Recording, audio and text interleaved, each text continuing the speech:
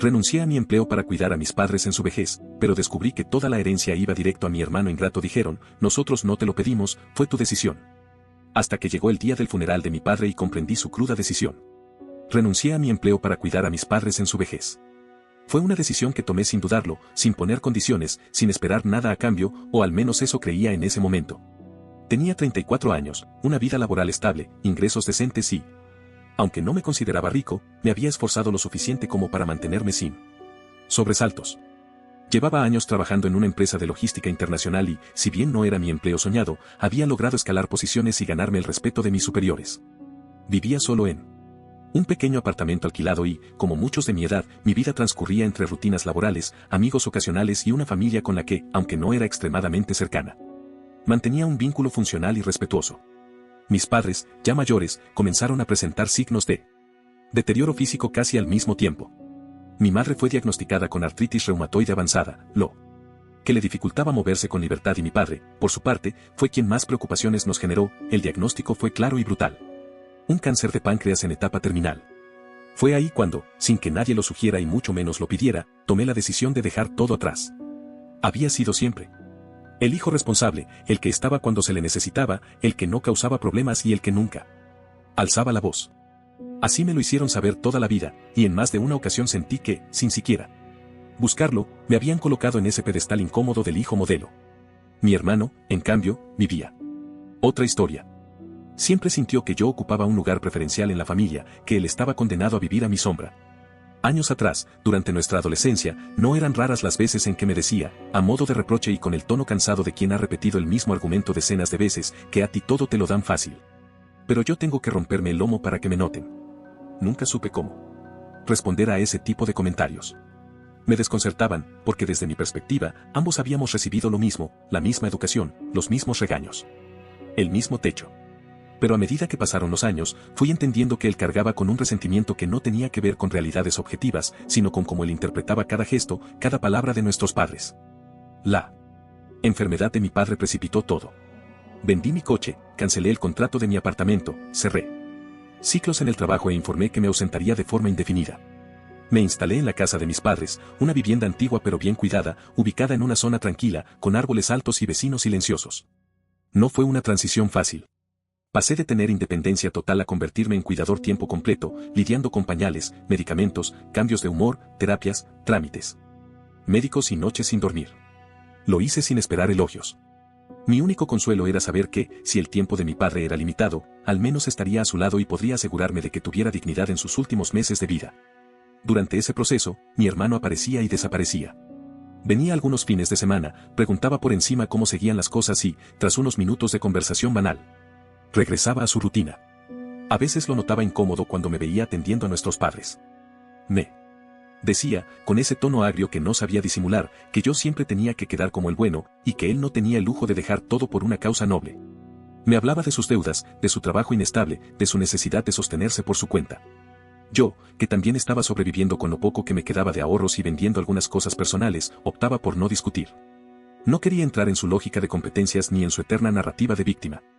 Pero fue durante una tarde, mientras preparaba la merienda de mis padres y escuchaba a mi madre hablar por teléfono con una prima lejana, que algo en su conversación me hizo frenar en seco.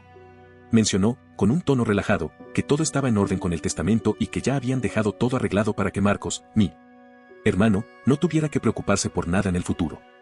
Me quedé inmóvil por unos segundos. No dije nada en ese momento, pero esa frase se quedó dando vueltas en mi cabeza como una espina invisible. Esa noche, en cuanto pude, me acerqué a mi madre con el corazón palpitando y le pregunté directamente si era cierto que habían dejado todo para Marcos. Su respuesta fue tan cruda como desconcertante. Me dijo, sin mirarme a los ojos, que yo había tomado la decisión de cuidar de ellos. Pero que eso no me daba derecho a esperar nada a cambio. Nosotros no te lo pedimos, fueron sus palabras exactas, con una frialdad que me heló por dentro. Quise pensar que era una especie de malentendido. Que tal vez hablaba de alguna propiedad puntual o de un trámite menor. Pero al seguir indagando, confirmaron sin rodeos que, en efecto, el testamento favorecía en su totalidad a mi hermano.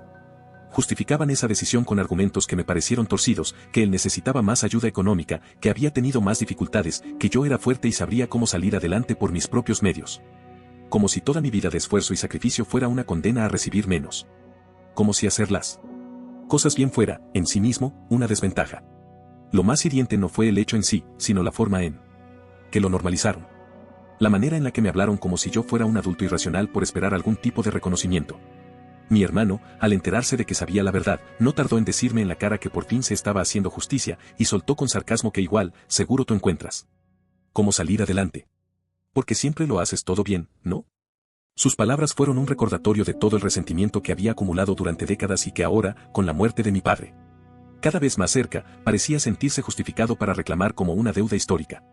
Y fue así como, en medio del deterioro físico de mi padre y de los silencios cada vez más prolongados de mi madre, fui entendiendo que esta historia no tenía héroes ni villanos absolutos.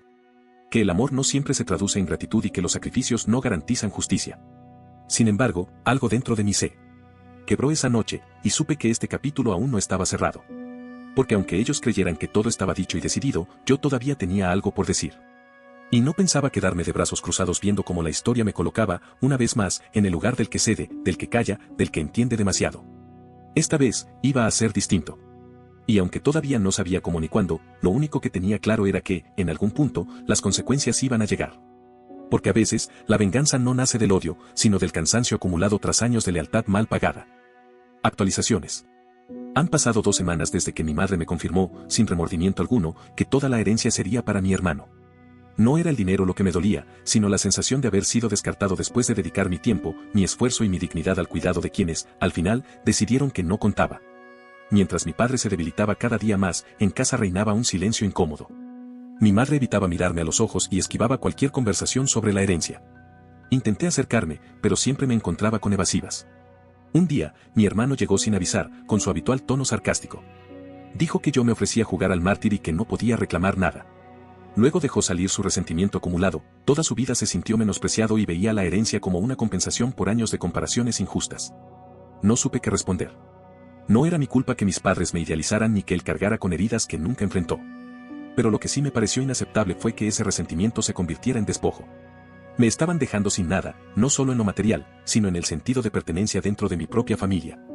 Esa noche, encerrado en mi habitación, traté de escribir para aliviar el peso de mis pensamientos, pero solo confirmé lo evidente, estaba solo. Mi padre se apagaba, mi madre se refugiaba en su silencio y mi hermano finalmente tenía el control. Empecé a considerar la posibilidad de irme. No aún, porque no podía abandonar a mi padre en ese estado, pero sabía que mi lugar en esa familia se había esfumado. Por primera vez, imaginé un futuro lejos de ellos, reconstruyendo mi vida desde cero, sin depender de nadie. Porque si algo aprendí en estas 2 semanas, es que la lealtad mal correspondida se convierte en una jaula, y yo ya había pasado demasiado tiempo encerrado en ella. Ha pasado poco más de un mes desde aquella conversación con mi hermano, en la que dejó claro que todo esto era, para él, una forma de justicia tardía. En ese tiempo, la salud de mi padre se deterioró rápidamente. Cada día temía encontrarlo sin vida y cada noche, agotado, me consolaba pensando que al menos yo había cumplido con él. El día que murió, todo fue extrañamente silencioso.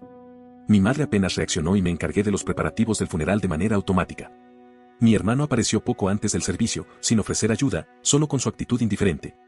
Después del entierro, mi madre se me acercó y me dijo que respetara la voluntad de mi padre. No solo era una advertencia legal, sino la confirmación de que, incluso en su muerte, él había decidido dejarme fuera. Me dolió más que su partida. Buscando respuestas, revisé su escritorio y encontré una carta dirigida a mí.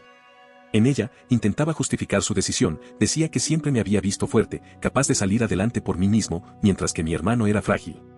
Que dejarle todo a él no era un castigo para mí, sino una forma de protegerme de la carga de tener que sostenerlo siempre. Sentí una mezcla de comprensión y rabia. Tal vez mi padre creyó que me estaba liberando, pero yo solo podía ver cómo mis propias fortalezas se convirtieron en la razón para ser excluido. Esa noche, con la carta en las manos, entendí que esta herencia no solo era material, sino también emocional. No estaba obligado a aceptar su decisión como justa. Y fue ahí, en ese silencio, que empecé a construir mi propio cierre. No basado en reconciliación, sino en recuperación. Porque hay heridas que no se cierran con explicaciones, sino con decisiones. Y yo estaba listo para tomar las mías. 6 meses después del funeral de mi padre, la casa familiar se había convertido en un escenario detenido en el tiempo. Mi madre seguía allí, aferrada a una rutina vacía, mientras yo había optado por mudarme a otra ciudad con un trabajo temporal. No me fui con grandes despedidas, solo dejé una nota sobre la mesa y, en los días siguientes, no recibí llamadas ni mensajes ni de mi madre ni de mi hermano. El trabajo me ayudaba a mantenerme ocupado, pero en las noches la ausencia y los recuerdos volvían con fuerza. Con la distancia, empecé a ver con claridad las dinámicas familiares que antes no entendía. Mi hermano siempre había encontrado la forma de justificar sus fracasos sin asumir responsabilidad. Mi madre había alimentado sin quererlo una estructura donde el éxito se castigaba, y mi padre, en su intento de protegernos, solo perpetuó una desigualdad emocional que ya existía. En una visita espontánea a mi madre, noté su actitud distante, casi burocrática. Conversamos trivialidades hasta que mencioné la herencia. Su reacción evasiva me puso en alerta, y así supe que mi hermano estaba vendiendo parte de las propiedades familiares. Decía necesitar dinero para invertir, pero yo solo veía el mismo patrón de irresponsabilidad que lo había definido siempre. Intenté advertirle a mi madre, pero ella, aunque intentó justificarlo, dejó entrever una duda, un miedo que antes no había mostrado. Quizás por primera vez, empezaba a darse cuenta de quién era realmente su hijo favorito. Esa noche, de vuelta en mi apartamento, decidí que no permitiría que mi madre quedara a merced de su ambición. Consulté discretamente a un abogado para entender qué se podía hacer si había irregularidades. No buscaba venganza, sino evitar un desastre mayor. Ellos creían que me había rendido, pero en realidad solo esperaba el momento adecuado. Porque a veces, la mejor forma de hacer justicia no es enfrentarse directamente, sino dejar que el tiempo revele la verdad y estar listo para actuar cuando todo se desplome. Y ese momento estaba cada vez más cerca. 1 año y medio después de la muerte de mi padre, la relación con mi madre se había reducido a llamadas esporádicas, vacías de significado. Pero una tarde, una llamada suya lo cambió todo. Su voz sonaba angustiada, me pidió que fuera a verla con urgencia. Sin pensarlo, dejé todo y conduje hasta la ciudad. Al llegar, encontré la casa en un estado de abandono que nunca había visto.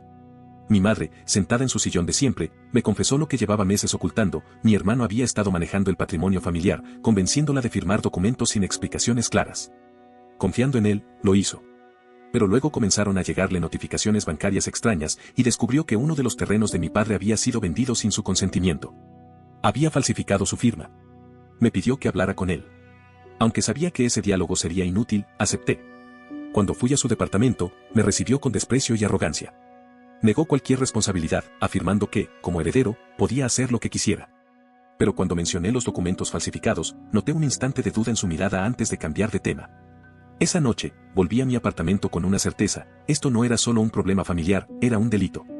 Retomé contacto con el abogado y le entregué todas las pruebas que tenía.